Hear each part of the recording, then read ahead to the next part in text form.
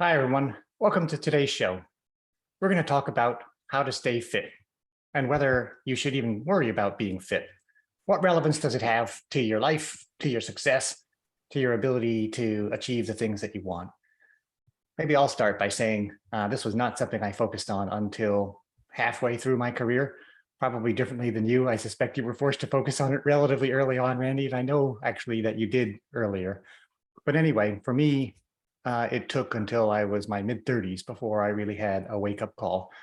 And maybe I'll talk about that. But you started, I would guess, probably in your teens already. I think you ran in high school. Yeah, I wasn't big in, I never liked team sports, and I think I was intimidated by it. And I was never, we grew up overseas, so football teams and weren't a big thing. I don't think we had a football team. We had a rugby team, I think. And then I don't know, sports in general, or as we talked about in a different episode, they're just not a big influence on me. I never had a favorite team.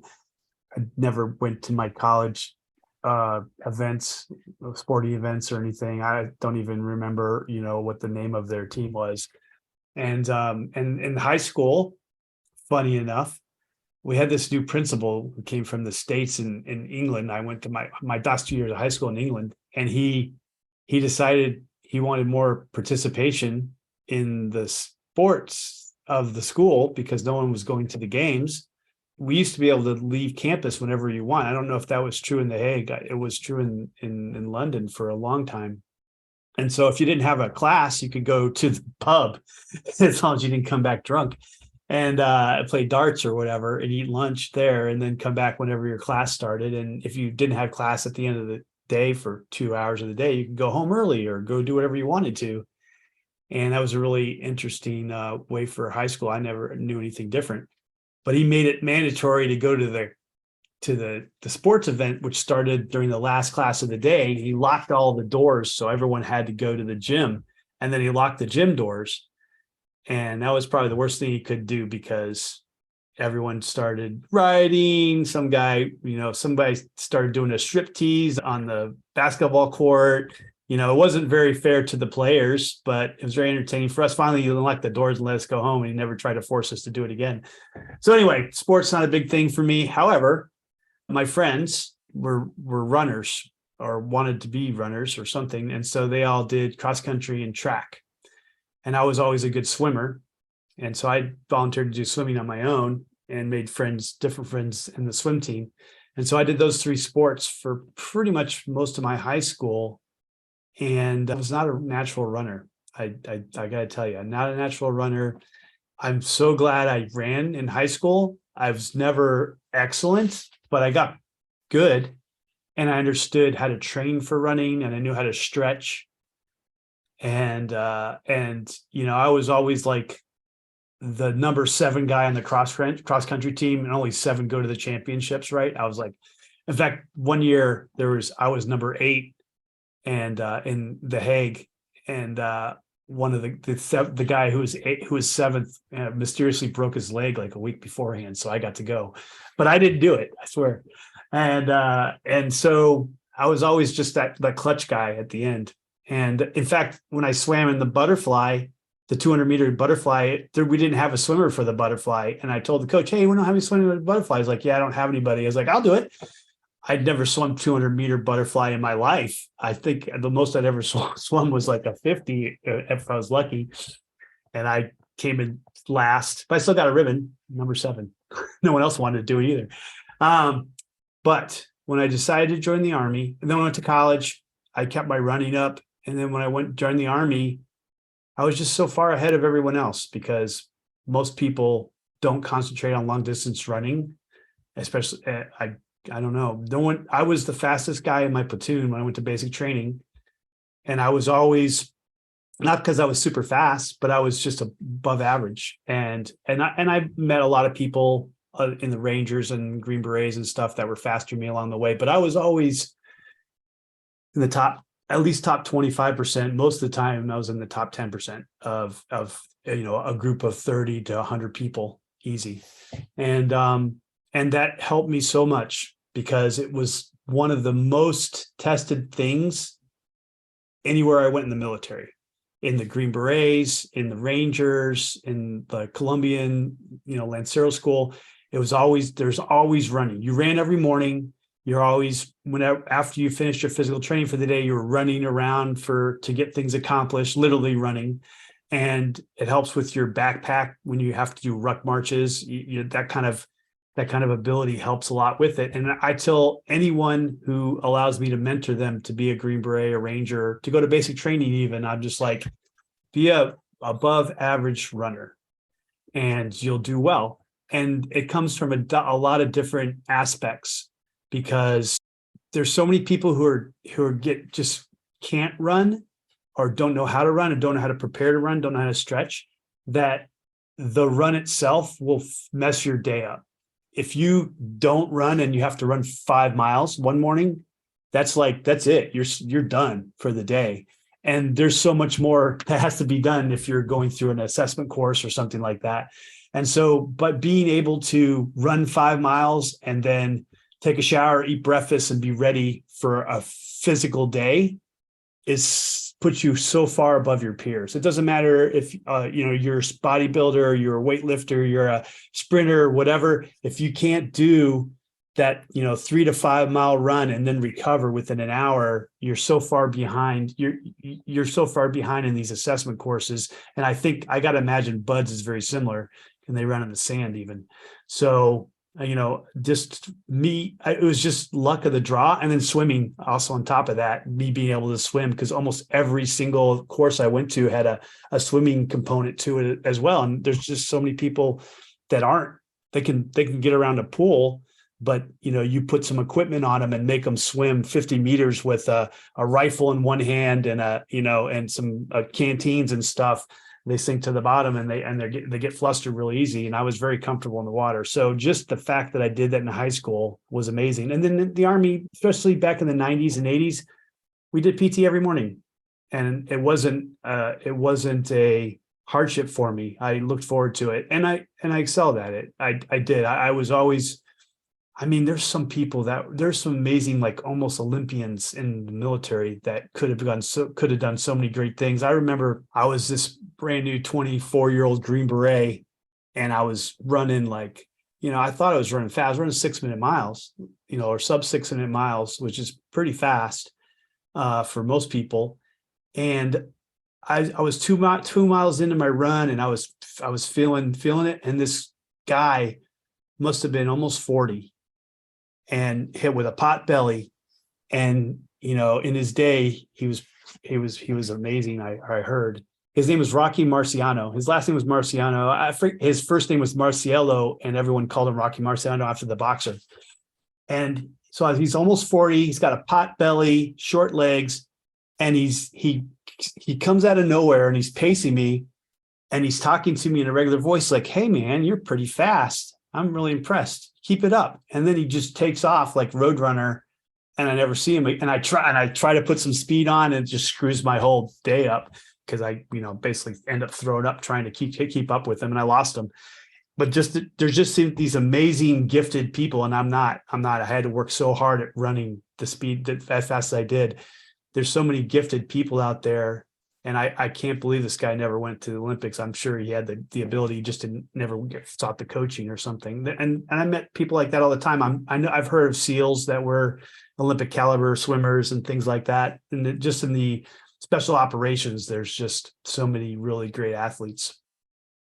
Chances are good, if you get into fitness in any way at all, whatever your discipline is, whether it's biking, swimming, running, curling. It really does not matter what you do.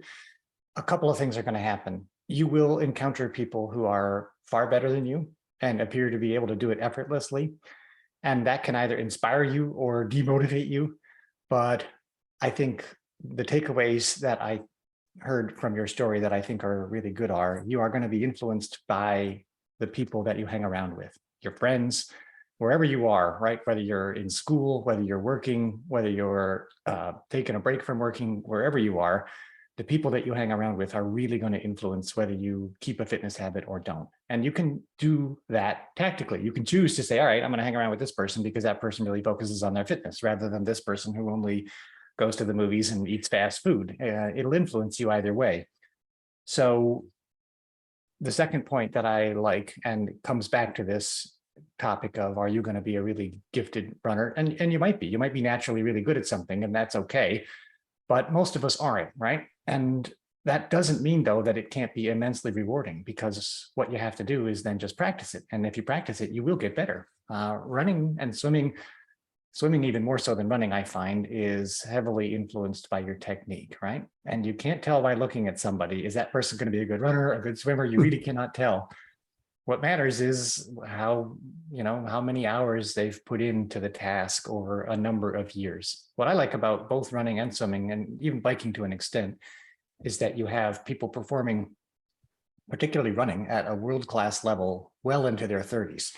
And if you're just an average person, you can have a lifelong career of running and swimming and biking without ever really having to feel like your age is the thing that's holding you up. You and I are, I'll admit it, in our 50s perhaps, and we can still run and swim and do other types of intense physical activity without it being a burden because of those many years of practice.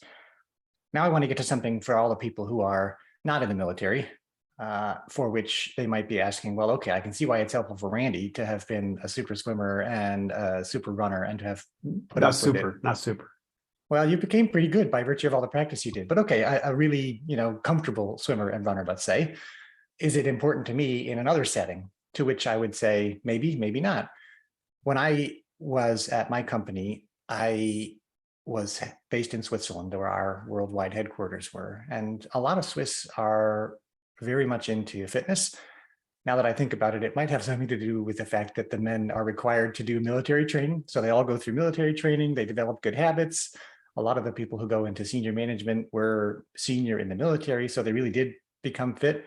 But it's also because, you're outdoors all the time. It's easy to go biking and skiing, and there's always some great activity to do outdoors in Switzerland. So the Swiss are pretty fit. And I realized after 5 years at my company being a total schlub, right? Total couch potato, that yeah, I was missing out on some important interactions because they would go off biking or they'd go running at lunchtime or something, and I was never participating. So nobody ever said, oh, you lazy bastard, you should get up and do something. But after I started to do something, and I'll talk about that later, maybe if it's relevant, once I started, all of a sudden a whole new world opened up to me where I said, oh, actually, I do have now something in common, or, we can talk with the other managers about a run or a swim or something that we did. So you have to assess for yourself if you're trying to decide whether fitness is going to help you. But professionally, it really absolutely can, depending upon the environment you're in. I know you're trying to get away from the connection to military because everyone expects people to do physical training in the military, but that also was because it is so important in the military. You have openings to be a schlub, as you say. I mean, you don't have to focus on your fitness, especially if you're not in these elite units or even the infantry. Usually the infantry is very fit too, but all these other jobs, you can take advantage of situations where, I mean, you can only get so unfit because the military will move you out of the military if you can't meet certain requirements every year. All right. So, and we had a guy who had been in the military for 15 years, never got very high in rank because of his fitness, because his fitness scores were so low. And now he had gotten so overweight that they were about to, you get taped every year. And if you're a certain place, certain percent body fat, then you get put on warning and you are marked so that you can't get promoted and you can't get an award. It doesn't matter how well you do your job. And then you get, I can't remember all the things because this didn't happen a lot in my experience, but I saw it from the outside looking in. And then you get like 2 chances, 2 months to get to this weight you're supposed to be and be able to pass a PT test. And if you can't do that, then you're processed out of the military. This guy had kids. His wife had passed away. And this is health insurance for his kids. This is, his salary. And he got a pretty big house for free on the military compound. So this is really good thing for him. And he was awesome at his job. He was an aircraft controller and he could make things happen like miracles for aircraft to move equipment and people. It was amazing what he could do. He's really good at his job. We tried so hard to help him get there, but you can only, I don't know what he was doing in the after hours, what he was eating, and things like that. But he had young kids. He probably ate what they ate, and whatever you feed your young kids or whatever they want. And they were raising themselves a lot of times because he was in the Army too. So I don't know, but we just couldn't get him. And he ended up getting, pushed out of the Army because of it. So this raises an interesting question for me, which is, in part, as we were saying a moment ago, people are a product of their environment. So if you hang around sedentary people, you're more likely to be sedentary. Your friend here obviously was hanging around active people and had a good environment probably to encourage being fit, and yet couldn't manage it. That's an interesting question we might want to see if we can provide some insight on. Why is it that some people don't manage it despite everything being in their favor? But before we get to that, Randy, I want to maybe see if we can define what fitness is for these purposes. And I'm not talking about passing your military test, although that might be what you define as fitness, in which case, fine. Is it a healthy weight, which you were talking about a minute ago, your body mass index? Is it that you are active somehow? Is it that you can perform decently in some sport? What are we advising people when we say, hey, pay attention to your fitness? I think it's about setting up healthy patterns for your life and showing up, and after I got out of the military, and I know this happens with a lot of veterans, they kind of shuck off the military thing and they don't really know what to do with themselves, but they know they don't want to be told to do anything or be forced to do something on a regular basis like they did before a lot of times. And some of them will get depressed and they will get overweight and they will, let themselves go and things like that. And I don't think I was that bad, but I was in better shape a year before I got out than a year after I got out. That's for sure. And, I ended up getting a trainer, which I had never had a trainer my whole life. And I know how to train, but having paying for a trainer and having a trainer call me and say, where are you? Because you're not at the gym with me. and I was like, oh man, I had this client and I was like, me making excuses. And then I felt bad for wasting their time, even though I paid for the hour I didn't show up. So it forced me to show up in a way that I never had needed that incentive before. So I think showing up to make the commitment to yourself to show up and do something, whether it's 10 minutes of HIIT workout or, a half hour treadmill row, something or other, being able to carve that out and make it a habit, a healthy habit. That's what really changed my life after I got out, because I didn't have to do that in the military. The military said, you will show up here at 6:30 and then you will do physical training and you won't start work till 9. And they had accountability formations and I didn't have choice. I didn't have a lot of choice in it, and it became my habit.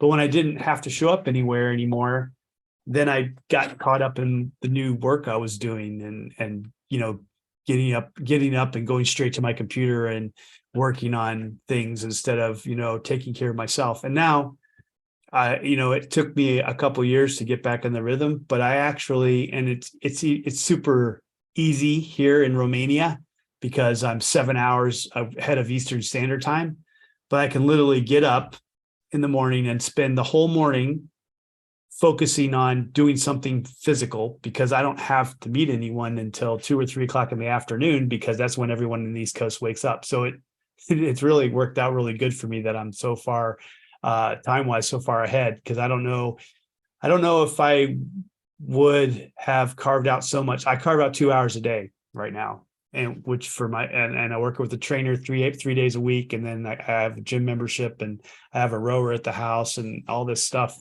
Kind of that's what my habits are now. And I don't know if I could have done that as quickly and as much dedication to it if I was on Eastern Standard Time and where all my clients are. But I think starting a habit and making a commitment to yourself and just showing up. And I read an article about showing up, or I heard a podcast, I can't remember, but it really changed my life because I was not showing up. And then he's like, just show up and do commit to 10 minutes. Show up wherever you do your physical fitness, whether it's the rower in your house or, getting a yoga mat on the ground and doing some calisthenics or whatever. Show up and then see where it leads you. Because once you're there, you're going to be influenced mentally. You're like, I'm here. So why am I going to just stay here for 10 minutes? And then you may surprise yourself and continue. When I first started going to the YMCA here in South Carolina, I was impressed by how varied the people at the gym were. Every kind of person you can imagine. And I thought, okay, really, this is open to everyone. And some people were putting in a really vigorous workout, and you could see they had been doing it for a while. Other people looked like they probably had enough just making it up the stairs that day. But I remember one guy who was there probably for at least 2 hours. And I thought, man, this guy really is showing up. But then when I watched him, he was just standing around talking to people, telling jokes the whole time. I don't know if they paid him just to create an atmosphere or something, but he was just the Mr. Happy guy to be in the gym, but he wasn't actually doing anything. So with that exception in mind, that just standing around talking probably isn't enough, I agree that showing up and doing anything at all is going to start helping you. And the reason that that's so beneficial is that what I found with most fitness habits is that reinforcement starts pretty quickly. You feel good. And because you feel good, you want to keep doing it. And you start to see benefits. If you haven't been paying attention to fitness before, then you're showing up and doing 10 minutes or half an hour or, a modest amount of exercise of any kind becomes something that nobody has to force you to do. You like it. Yeah. So just showing up is a super helpful way to get into a fitness habit. Probably when you said before you should make a commitment to yourself, it's worth pointing out, Randy, that we're not advising people to pay attention to their fitness for any reason other than you're going to feel better. It's not because of any ethical sense or moral sense, or the only reason we're talking about this is because you will be happier, you will feel better. And you don't have to necessarily take our word for it. If it's something that you're willing to try and you're not already paying attention to your fitness, then I think the proof is going to be in the pudding, as they say. You'll see it if you do it. I guess I know why I do this, but just in the last 3 or 4 months, I've subscribed to a couple podcasts about longevity. And I was also watching Chris Hemsworth's Disney Channel, where he's got some kind of he's got a 6-part fitness thing where he swims in the ice waters of, Finland or Norway or something. And, all this other, he puts himself through stress or whatever. And almost every single episode, every person they're interviewing on all these podcasts I've listened to, it's like the single most thing that all these surveys and studies have said, the single most factor that improves your happiness and your longevity, past 45, 50 is your state of fitness. They say primarily lifting and making sure that you maintain muscle and you make sure your bones are stronger and things like that. But and basically they just say anything's better than nothing. I mean, you can look at, what you're eating and you can look at all this other stuff. But if you look at all the people and how they, passed later on in their life, past 50, all the people that were invested in exercise did a lot better, as with mobility and mental acuity and all of these things. Yeah, you just said it at the end there, but the word that I've also heard in addition to happiness and longevity is mobility. So you'll probably live longer, but even if you live the same amount, a person who is regular in their fitness habit is going to have a very different last 10 years than the person who has no fitness habit. And I had also come across, when I had my epiphany in my mid-30s about the benefit of exercise, or probably the need to change the path that I was on, started reading about what happens when you pay attention to your fitness. And I heard it described as a keystone habit. And they called it a keystone habit because it unlocks so many other benefits in your life. You'll do better in your work performance. You'll feel happier. You'll sleep better. There's so many things that come. And I would agree with you. If you had to pick just one thing to potentially work on in your life, if you're not paying attention to your fitness, if you're not active, that one thing will really open up a lot of different doors for you. It's worth doing to the extent that I would say probably if you had only one thing to do, that's the one thing I would recommend. It's not about going back to school. It's not about improving your career performance. It's not about saving more money. It's not about changing your eating habits. All of that stuff probably will be improved by virtue of you paying attention to your fitness. But if you're not paying attention to your fitness, that's the one that I would pick first. And I would also say be wary of like comparing yourself to others and then being disappointed or, kind of like, I'm never going to be like that, because everyone's kind of, and you got to make your own space. But there's just some people that this is what they love to do. And you don't have to be that person as long as you show up. And there's some people, like we talked about earlier, that are just, crazy genetic monsters in some form. I remember when I got to the Rangers, and like I said, I got a basic training and I was fit. I was a little full of myself. I'm like, I'm fast. I'm faster than all these other basic trainings. I'm fast. And then I get to my Ranger unit. This little guy smokes like a chimney, drinks like I don't even know what the comparison, drinks like a dolphin, I guess, or whatever. And we go do a two mile PT test, which is one of the requirements of the military to do twice a year. And this guy smokes me with a cigarette in his mouth. And I know when he woke, he smells like a brewery because he was an alcoholic. He drank all night, and he was in his late 20s, and I'm 19, and he smoked me. I mean, he's just a genetic weird specimen that can drink and smoke and run. It was nuts. Maybe it was just willpower. Might have just been willpower. I don't know. But I mean, he smoked while he was running, and then he probably did a half a pack while he was waiting for everyone to finish. It was nuts. But don't compare yourself. Don't go compare yourself to these people around you, because you got to make your own space, and showing up is part of that. Yeah, you're living your own life. At the end, you have to decide what's going to make you happy. And really, if you've set a goal for yourself and you're taking steps towards achieving that goal, then what other people do is completely irrelevant. It is demoralizing somehow, and that is one of the downsides I find. But I mean, it's clear, right? You're working your ass off, and somebody I'm doing everything. I'm eating. I'm not smoking. I'm not drinking. And this guy's smoking me. I just couldn't believe it.